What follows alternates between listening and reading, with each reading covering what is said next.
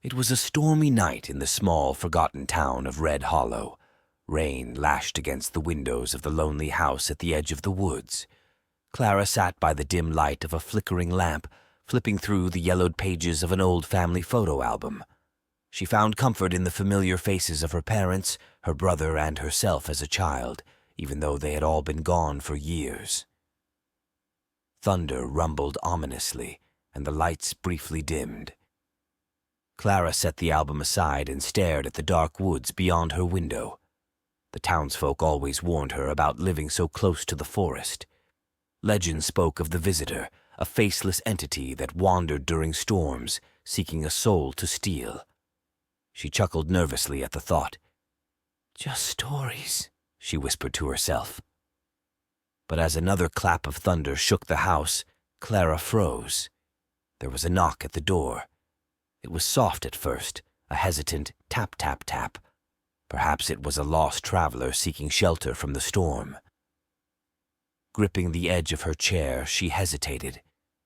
Who would be out here, miles from town, in weather like this? The knock came again, louder and more insistent. Clara approached the door cautiously, her bare feet silent against the wooden floor. Peering through the peephole, she saw nothing but darkness. No figure, no shadow, just the inky void of the stormy night. "Hello!" she called, her voice trembling. No answer. Her hand hovered over the doorknob. Every instinct screamed for her to lock the door and retreat. But then she thought of the possibility. What if someone was out there, injured and in need? Steeling herself, Clara unlocked the door and opened it a crack. Rain blew in, soaking her face, but there was no one there. Suddenly, the old grandfather clock in the hallway chimed, even though it hadn't worked in years. Startled, she slammed the door shut and turned toward the sound. And that's when she saw it. Standing in the corner of the dimly lit living room was a figure draped in shadows. It was tall and gaunt, with unnaturally long limbs and a featureless face. Its head cocked to the side as if studying her. Clara's breath caught in her throat. What are you?"